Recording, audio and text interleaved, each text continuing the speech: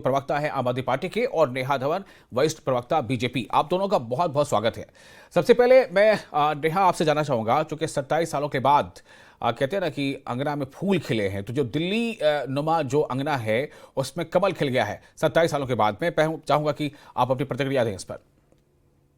देखिए विशाल, मैं कहूंगी 27 वर्षों का अंतराल नहीं रहा। ये बहुत लंबा अंतराल है, क्योंकि इससे पहले जब भारत स्वतंत्र हुआ था उसके बाद 5 सालों की सरकार दिल्ली को मिली थी, और 37 वर्षों तक जो है, जब जवाहरलाल नेहरू जी ने दिल्ली से केंद्र शासित राज्य का दर्जा छीन लिया था, तो 37 वर्ष लग गए थे फिर से दोबारा दिल्ली में विधानसभा चुनाव होने में। हम्म। और फिर दिल्ली में जो है बीजेपी की सरकार बनी थी 1993 में, जब 3 मुख्यमंत्री बीजेपी की तरफ से दिल्ली को मिले थे। उसके बाद 37 + 27 वर्षों का जो ये अंतराल है, मुझे लगता है इतना लंबा अरसा जो है हम्म। दिल्ली प्रदेश के अंदर विकास के लिए दिल्ली प्रदेश की जनता ने जो है इंतजार की है। हम्म।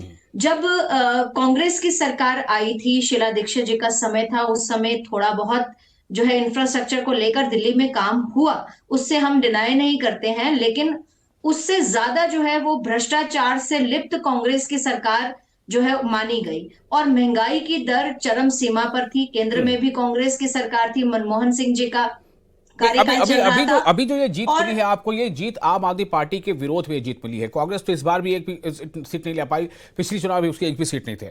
आम आदमी पार्टी के बिल्कुल हाथ से बीजेपी को सत्ता मिली है, मैं ये जानना चाह रहा हूं। बिल्कुल, जी। बस मेरी एक लाइन और आप सुन लेते तो मैं इसी विषय पर आने वाली थी। क्योंकि हम्म। देखिए, जब शीला दीक्षित जी की 10 साल की सरकार के बाद भी पूर्ण बहुमत में आई थी भारतीय जनता पार्टी, लेकिन कांग्रेस ने इस आपदा को दिल्ली प्रदेश की जनता पर मंडा था, क्योंकि कांग्रेस ने गठबंधन किया था आम आदमी पार्टी से, और आम आदमी पार्टी के अरविंद केजरीवाल को हम्म। मुख्यमंत्री बना दिया था। और उसके बाद लगातार जो है 2 टर्म कॉन्टिन्यूअसली आम आदमी पार्टी के अरविंद केजरीवाल जो है वो मुख्यमंत्री रहे, और अभी तक उनकी सरकार रही। उसके बाद अब अतिशी जी बनी।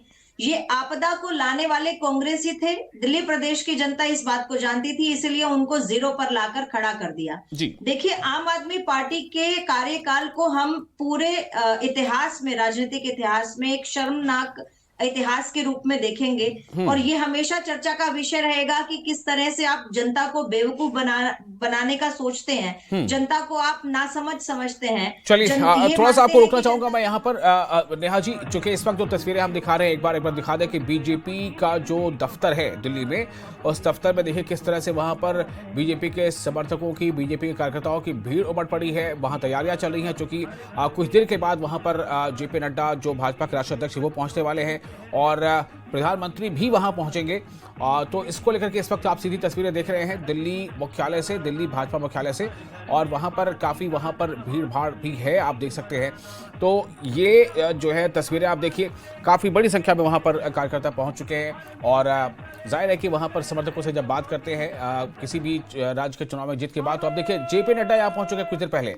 कुछ देर पहले ही जेपी नड्डा यहाँ पहुंच चुके हैं। जाहिर सी बात है कि यहाँ पर अब जो है कहीं ना कहीं जनता का आभार व्यक्त किया जाएगा, और जो एक बड़ी कामयाबी मिली है एक लंबे अरसे के बाद यहाँ, उस बड़ी कामयाबी के पीछे क्या कारण रहे, ये तमाम चीज़ें वहाँ इस वक्त जब संबोधन होगा तो मैं सुनने को, देखने को मिलेगा। और देखिए, आप तस्वीरों में देख सकते हैं, जैसा हमें बताया जा रहा है कि अमित शाह केंद्रीय गृह मंत्री जो हैं और जो पहले भाजपा के राष्ट्रीय अध्यक्ष हुआ करते थे, अमित शाह भी कुछ ही देर पहले वहाँ पहुँच चुके हैं। तो अमित शाह वहाँ पहुँच चुके हैं, जेपी नड्डा की वहाँ मौजूदगी है, और ऐसा माना जा रहा है कुछ देर में वहां पर प्रधानमंत्री नरेंद्र मोदी भी पहुंचेंगे।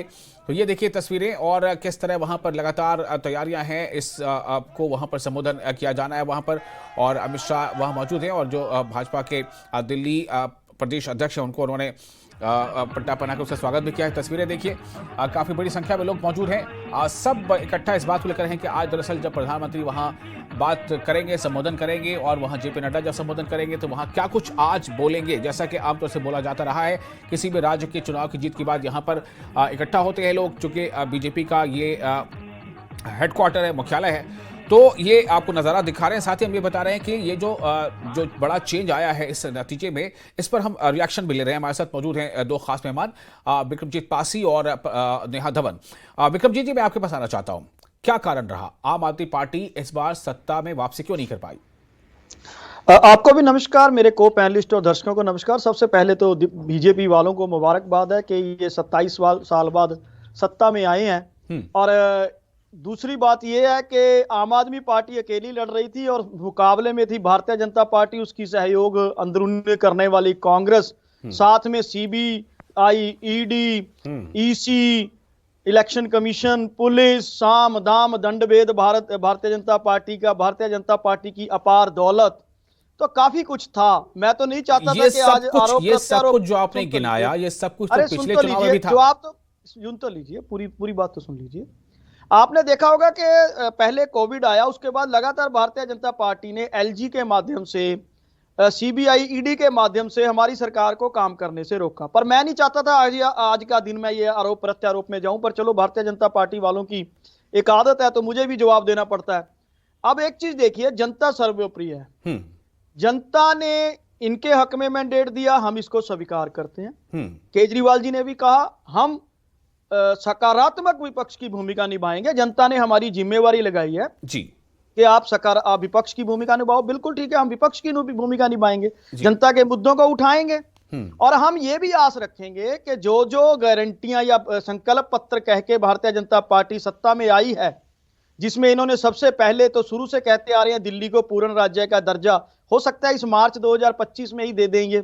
2500 रुपए महीना इन्होंने कहा महिलाओं को देंगे, तो हम ये भी आस रखते हैं कि 1 मार्च 2025 से भारतीय जनता पार्टी 2500 रुपया महीना महिलाओं को देगी। 500 रुपए का सिलेंडर देगी भारतीय जनता पार्टी, और यमुना भी साफ हो जाएगी। गंगा तो चलो नहीं हो पाई 30,000 करोड़ का बजट लगाने के बावजूद भी, पर चलो अब दिल्ली की जनता की आवाज हम सदन में उठाएंगे। जहां तक आपने कांग्रेस की बात की है, तो कांग्रेस तो पिछले 3 इलेक्शन से शून्य थी, शून्य रही, शून्य ही है। कांग्रेस को आम जनता ने ना ही सत्ता पक्ष में ना ही विपक्ष के काबिल समझा। अब सत्ता पक्ष बीजेपी का है, विपक्ष हम हैं, हम अपनी ईमानदारी से काम करेंगे, ये अपनी ईमानदारी से काम करें। फिर भी इनको एक बार फिर मैं मुबारकबाद देता हूं भारतीय जनता पार्टी को। जी, मेरा सवाल सिर्फ ये था कि जो आपने गिनाया कि कांग्रेस, ईडी, सीबीआई और आईटी वगैरह जितने भी आपने नाम लिए, मेरा सवाल सिर्फ ये था कि ये तमाम चीज़ों की मौजूदगी पिछले चुनाव में भी थी, तब भी आपको बम्पर जीत मिली थी, इस बार क्यों नहीं मिली? उसका कारण ये है कि एक तो 10 साल से हम सत्ता में थे, दूसरी बात ये रही, मतलब 10 साल से सत्ता में थे, इसका मतलब क्या? एंटी इनकम्बेंसी कह रहे हैं आप? नहीं, मैं इसका सुन तो लीजिए, पूरा जवाब तो सुन लीजिए जी। 10 साल से हम सत्ता में थे। यमुना के मसले पे केजरीवाल जी ने भी खुद भी कहा कि हमारे कुछ तो कमियां रही हैं ना, वो भी आत्मचिंतन करेंगे हम। जी जी, पहली बात। हाँ। दूसरी सबसे बड़ी बात कि जो ये पिछले 2 साल का समय था जी, खासकर जब आपको याद होगा किसान आंदोलन दिल्ली के दरवाजे पे हुआ था, इन्होंने हमें कहा था कि जेल बना दो स्टेडियम को, जवाब दे दिया था। उसके बाद लगातार ईडी, सीबीआई ने जो हमें बदनाम करने का खेल रचा गया भारतीय जनता पार्टी के द्वारा, लगातार एक षड्यंत्र के तहत हमारे लीडरों को पकड़ के अंदर करने का काम किया, जहां 1 रुपए की रिकवरी भी नहीं है। वैसे तो छगन भुजबल वाले जैसे लोगों की फाइलें भी गुम करवा दी इन्होंने, पर चलो हम लोगों को बदनाम करने का कार्य किया। तीसरा, आपने देखा होगा दिल्ली के इलेक्शन में पत्रकार तक तो अंदर कर दिए जी।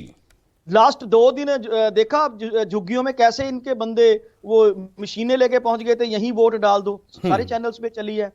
तो जैसे इन्होंने साम दाम दंडभेद। अच्छा, एक चीज और महज देखिए आप, महज जो अंतर है हमारे और इनके बीच में 2-3% वोट शेयर का अंतर रहा है। सीटें जरूर देखो काफी बड़ा अंतर नजर दिखा रही हैं, पर वोट शेयर के मामले में आम आदमी पार्टी और भारतीय जनता पार्टी का वोट शेयर 3% से भी कम है। ठीक, बिल्कुल सही बात। आप ये टोटल करके देखिएगा तो हाँ, मैंने देखा है। हाँ, इसीलिए हम दिल्ली की जनता के भी धन्यवादी हैं।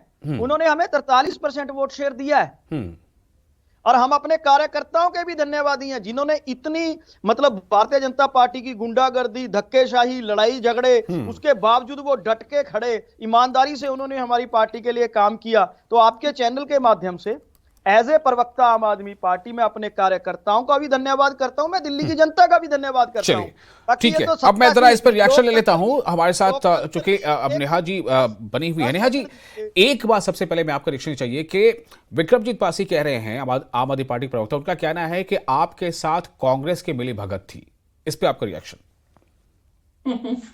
देखिए, आम आदमी पार्टी के प्रवक्ता को मैं इतनी बात कहना चाहूंगी कि आज तो खैर उन्हें सीख ले लेनी चाहिए थी इस हम्म। रिजल्ट को देखते हुए। जिस तरह से अरविंद केजरीवाल जी का हारने के बाद जो मीडिया के सामने बयान आता है, उस हम्म। बयान में अरविंद केजरीवाल जी की बॉडी लैंग्वेज बिल्कुल डिफरेंट थी, हम्म। एकदम चेंज थी। हम्म। मुझे लगता है इनको भी अपने जो इनके राष्ट्रीय संयोजक हैं, हम्म। सीनियर लीडर हैं, उनसे कुछ सीखना चाहिए था। इनको भी अपनी बॉडी लैंग्वेज में थोड़े बदलाव कर लेने चाहिए थे। हम्म। लेकिन आज भी अगर ये ईडी और आईटी संविधान खतरे में है और ये सब बातों का अगर आज भी हवाला दे रहे हैं, तो हम्म। इस बात से तो आपको समझ जाना चाहिए था कि जनता ने आपकी इन बातों को स्वीकार नहीं किया है, बल्कि हम्म। आपका जो व्यवहार, आपका जो कैरेक्टर उनके सामने आया, एक राजनीतिक क्षेत्र में काम करने के नाते आप जो झूठ और फरेब की राजनीति कर रहे थे, कितने वादे आपने किए, उनमें से कितने वादे आपने पूरे किए, ये आपको अब समीक्षा करने का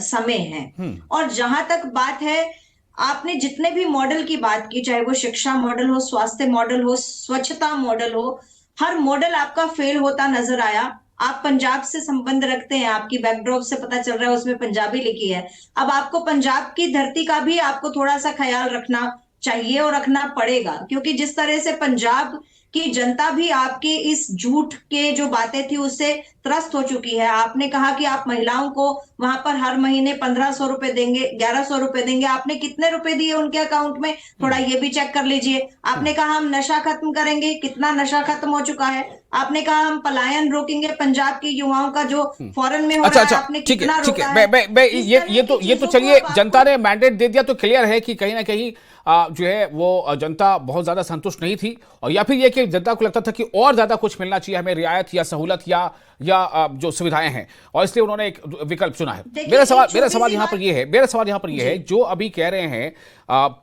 विक्रमजीत पासी कि हमारी जो वोट प्रतिशत है और जो बीजेपी की वोट प्रतिशत है उससे बहुत मार्जिनल अंतर है। ये सही भी है, मैं बताता हूं।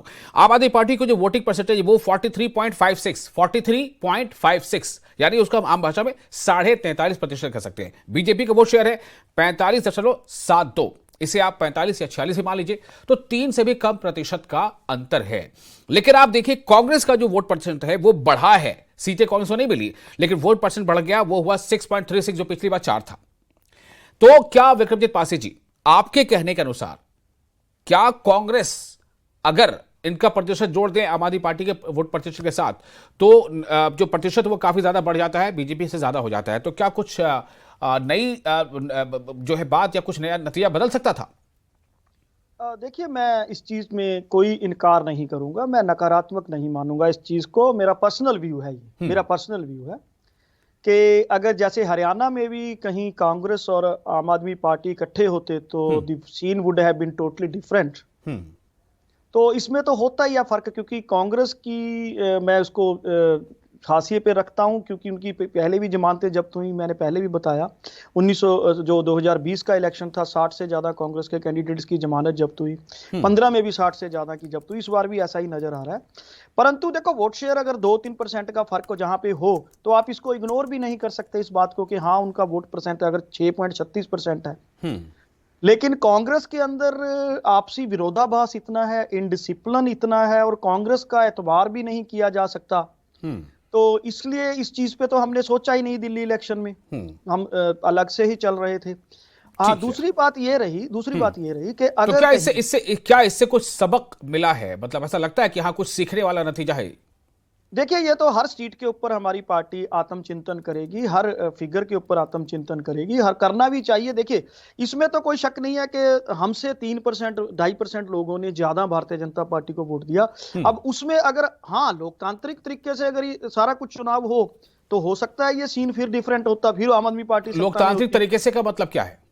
लोकतांत्रिक तरीके से आपने देखा ही है, जब प्रवेश वर्मा जी पैसे बांट रहे थे किसने एक्शन लिया, बूट बांट रहे थे किसने एक्शन लिया, बिदुड़ी जी गालियां निकाल रहे थे किसने एक्शन लिया, जब पुलिस सरेआम इनकी मदद कर रही थी किसने एक्शन लिया, पत्रकारों के ऊपर हमले हुए, सिर फोड़ दिए, अंदर कर दिए, किसने एक्शन लिया? देखिए, मैं तो इनकी अब इस समय तो कोई बात का जवाब देना बचता ही नहीं है। मुझे लगता है कि जब हार हो गई तो ईवीएम का जो है प्रॉब्लम था, या फिर हार हो गई तो उसके लिए अब खिसियानी बिल्ली खंबा नोचे वाली बात है विक्रम जी। अब तो आप नाच ना जाने आंगन टेढ़ा वाली बात है। आप अब कुछ नहीं भी यहाँ कहते यहाँ पर रहिए, यहाँ पर चाहे मुझे लगता इसका है मतलब नाच आपको हजारे नाचना आंगन नहीं टेढ़ा। आता था 2015 क्या ये फिट और बैठता है? देखिए, 2.5% का बिल्कुल वोटिंग फिट परसेंट बैठता है, डिफरेंस है, बिल्कुल 2.5% का फिट अंतर है, बैठता इस पर ये बिल्कुल कहना फिट- चाहिए नाच हजारे आंगन टेढ़ा। बिल्कुल फिट 2.5% का बैठता अंतर है, ओनली वोटिंग पर बिल्कुल और फिट डिफरेंस। 15 और बैठता है, 20 में क्योंकि बीजेपी को वैशाल नाचना जी, नहीं आता था। लोकतंत्र में एक वोट हार और जीत का फैसला करता है। अगर आपकी कॉन्स्टिट्यूएंसी में एक व्यक्ति भी आपके पक्ष में दूसरे पक्ष से ज्यादा है तो वो जीत मानी जाती है। तो यहाँ पर तो अंतर जो है वो हजारों में, कुछ रेयर सीट ऐसी होगी जहां पर 1000 से कम का मार्जिन होगा, लेकिन बाकी सब सीटों पर मार्जिन देखिए, कहीं कहीं तो मार्जिन 15,000 से ऊपर है, कहीं 20,000 के आसपास का मार्जिन है। तो आप देखिए कि आप इस तरीके की बात नहीं कर सकते कि केवल 3% का मार्जिन है वोट परसेंटेज के अंदर, लेकिन ओवरऑल जहां ग्रॉस हमारी परसेंटेज स्थिति देखेंगे तो पहले हमें तो कहना ही पिछले होगा, चुनाव ग्रॉस में, परसेंटेज तो वो फैक्ट देखिए है, वो फैक्ट उसमें क्या 2020 है? में फैक्ट तो जो अपनी जगह पे है, एक- जीत आपको मिली, बिल्कुल, जीत बिल्कुल, आपको एक मिली, छोटी सी आपके बात उम्मीदवार सुनिए। ज्यादा जीते, इसमें कोई दो राय नहीं है, लेकिन ये बिल्कुल, फैक्ट अपनी जगह पर है जो 2020 विक्रम जी कह रहे हैं। 2020 के जो चुनाव थे, उन चुनावों में जो आम आदमी पार्टी का वोट परसेंटेज था, आज उससे कहां गिरते हुए नजर आ रहे हैं। यस, जो वोट ये सवाल है, percentage this is the 2020 question, में आपका बीजेपी प्रतिशत का कम था। क्यों हुआ? विक्रम जी सवाल ये है, बिल्कुल, आपका ये वोटिंग सोचने का परसेंट विषय कम है। क्यों हुआ?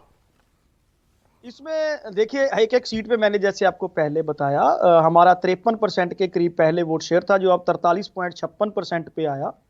इसमें कोई दो राय नहीं है, वोट परसेंट हमारा अगर कम हुआ, हम एक एक सीट पे इसका मंथन करेंगे। लेकिन इतना मैं जरूर कहूंगा कि फिर तो 2015 में दिल्ली के अंदर भारतीय जनता पार्टी को नाचना नहीं आता था, 2020 में भी नहीं आता था, पंजाब के अंदर ये शून्य है तो इनको बिल्कुल भी नहीं आता जो पंजाब की बात यहां बैठ के कर रहे हैं। तो ऐसी भाषा, देखिए आरोप अगर लगाओगे, मैं तो चाहता था कि आपको, मैंने तो मुबारकबाद दी थी, लेकिन आज इतने अहंकार भारतीय जनता पार्टी में आ चलिए गया ठीक कि है, आपने ये कहा जब खुद लगातार अरविंद केजरीवाल जी ने आरोप कहा है कि भैया हम कर हार को स्वीकार करते हैं, मतलब जो मैंडेट है मेरा उसको स्वीकार करते हैं, पर एक छोटा सा मैं जवाब चाहूंगा नेहा जी, प्रायोरिटी क्या होगी? सरकार आपकी बनने जा रही है, दिल्ली के लिए प्रमुखता क्या होगी? जो बड़े काम आप करना चाहेंगे, बीजेपी करना चाहेगी दिल्ली के लिए? देखिए, सबसे पहली बात जो है, हमारी प्रमुखता जो है वो तो जो हमारे संकल्प पत्र हैं जिसमें जी, माफ कीजिएगा, हाँ पानी पी लें आप जी। जो 250 जो हमारे संकल्प पत्र में वादे निहित हैं, और उन 250 वादों में सबसे महत्वपूर्ण बात है जो दिल्ली प्रदेश में प्रदूषण को लेकर है। दिल्ली प्रदेश में जो है पेयजल की समस्या को लेकर है, पीने का पानी स्वच्छ जल देने की बात है, यमुना को साफ करने की बात है, और महिलाओं को जो उनका सेल्फ इंडिपेंडेंस है उसको लेकर काम करने की बात है। और बहुत सारे ऐसे काम हैं जिसमें दिल्ली के युवाओं को नौकरियां देने की बात है। ऐसे बहुत सारे काम जो है हम करने वाले हैं, और जहां पर भी हमें लगेगा कि इस विषय में काम और होना चाहिए, जैसे अभी आपने देखा कि प्रदूषण को कम करने के लिए बहुत सारी सीएनजी बसें जो हैं वो लगभग जो है ठीक है, अभी ठीक है, नरेंद्र वो तो मोदी जी ने विस्तारित उसको जवाब हो जाएगा, अलॉट मुझे भी लगता है किया समय है। कम है। मैं चाहूंगा कि देखिए ये लोकतंत्र की खूबसूरती भी यही है कि जनता आपको कभी सत्ता पक्ष बैठाती है, कुछ कमियां हैं, अगर आप खुद स्वीकारते हैं कि कमियां कुछ रही होंगी तो फिर आपको विपक्ष बैठाती है। विपक्ष का मतलब ये नहीं होता है कि आप आवाज उठा नहीं सकते, आपके पास तब भी जनता के मुद्दों को उठाने की पूरी शक्ति होती है, और अगर नीति निर्धारण में कहीं कमी है तो उसको उठाने की, उसको जनता के सामने लाने की पूरी शक्ति होती है। तो आम आदमी पार्टी के प्रवक्ता और नेहा धवन जी, आप बीजेपी प्रवक्ता, आप दोनों को बहुत बहुत मतलब बधाई तो मैं नेहा जी को दे ही दूं, और लेकिन आम आदमी पार्टी को बधाई इसलिए कि वोटिंग परसेंटेज इनका कहना है कि बहुत कम, इसका मतलब है कि जनता का विश्वास अभी भी इनके पास है। ठीक है, उनके उम्मीदवार जो है सीट की संख्या में नहीं होते आ पाए। तो आपका शुक्रिया दोनों का न्यूज़ 18 JKL से जुड़ने के लिए। नमस्कार।